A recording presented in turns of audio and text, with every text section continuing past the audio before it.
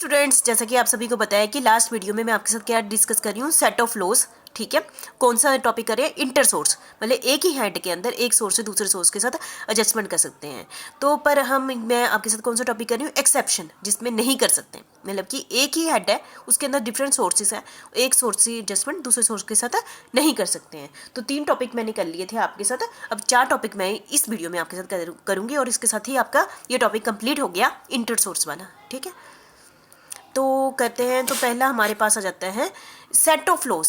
Set of loss from the activity of owning and maintaining race horse, section 74A। ठीक है, यदि कोई ऐसा सेसी है जो क्या करता है, रेस के घोड़े होते हैं ना, उनका मालिक है, उनकी मेंटेनेंस करता है। ठीक है, तो ऐसा बिजनेस करता है। ठीक है, कौन सा बिजनेस करता है? जैसे रेस के घोड़े नहीं होते, उनका है ना मेंटेनिंग पर, उसको क्या हो जाता है? लॉस हो जाता है। ठीक है, ऐसे में बिजनेस में, तो वो यदि उसको ऐसे बिजनेस से लॉस होता है तो ऐसे लॉस की रिकवरी वो इसी बिजनेस से करेगा।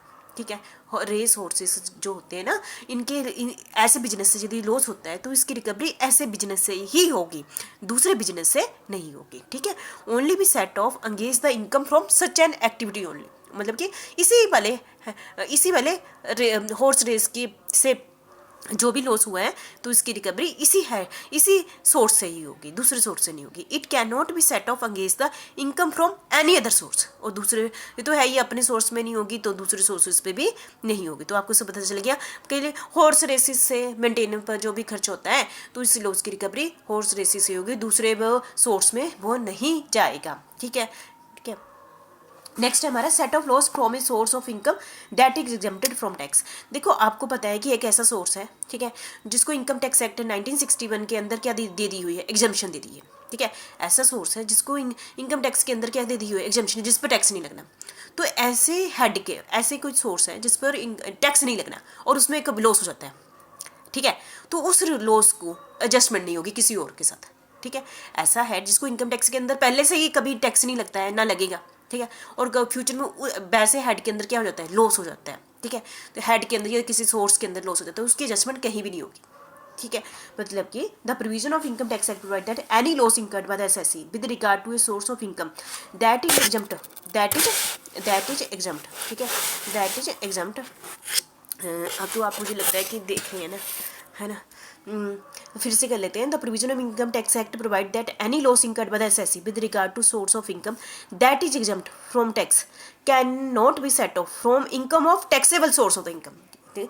किसी दूसरे टैक्सेबल सोर्स ऑफ इनकम से उसकी एडजस्टमेंट नहीं होगी। ठीक है, तो मुझे लगता है ये आपको याद हो गया होगा। ठीक है, मतलब कि जिसको पहले ही मना कर दिया हुआ है कि ये इस इनकम पर टैक्स नहीं लगना, उस वाली इनकम का लॉस हो जाता है तो उसकी एडजस्टमेंट कहीं भी नहीं, इनकम टैक्सेबल सोर्स से नहीं होगी। ठीक है, नेक्स्ट है हमारा इसी set of loss under the head income from other sources. ठीक है, the provision of that provide that if there is loss under the head income from other source with regard to any activity, ठीक है, can we set off अंगेज the income of any other source. हम यहाँ पर कहने का मतलब है, जब एक सोर्स से लॉस होता है दूसरे सोर्स में इनकम होती है तो हम उसकी एडजस्टमेंट कर लेते हैं। ठीक है, under the same head but not अंगेज द इनकम।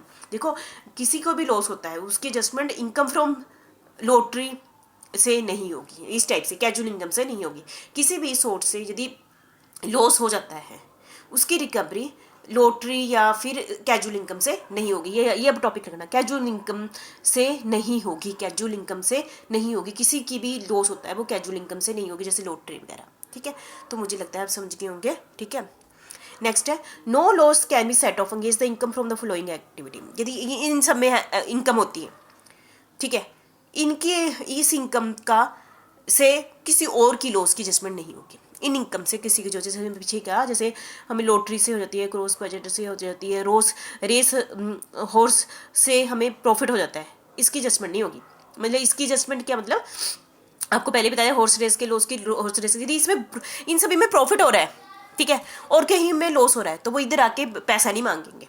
ठीक है, तो ये कहने का मतलब है विनिंग फ्रॉम लॉटरीज है ना, card game, batting, gambling of any nature, यदि इन सब में प्रॉफिट होता है, ठीक है, तो ये वाले प्रॉफिट यूज नहीं किया जाएगा लॉस की एडजस्टमेंट करने के लिए। तो इसी के साथ मैं आपके साथ एक टॉपिक, ये पहला स्टेप कंप्लीट करती हूँ। पहला स्टेप क्या था? Inter source adjustment. Inter source adjustment क्या होता है? जिसमें एक ही हेड के अंदर एक सोर्स की एडजस्टमेंट दूसरे सोर्स के साथ कर लेते हैं। और साथ में मैंने आपके साथ 7 पॉइंट ऐसे डिस्कस किए, ठीक है, 7 पॉइंट ऐसे डिस्कस किए जिसमें मैं ये कहती हूँ अपने ही सोर्स में, एक ही हेड के अंदर एक सोर्स की एडजस्टमेंट दूसरे सोर्स के साथ नहीं होगी। ठीक है, जैसे कि स्पेकुलेटिव बिजनेस की एडजस्टमेंट स्पेकुलेटिव बिजनेस में ही होगी, स्पेकुलेटिव बिजनेस की एडजस्टमेंट के लॉस की रिकवरी नॉन स्पेकुलेटिव बिजनेस में नहीं होगी, पर हेड एक ही है दोनों का। ठीक है ना, ऊपर उल्ट चलेगा, 22 वर्षा चलेगा।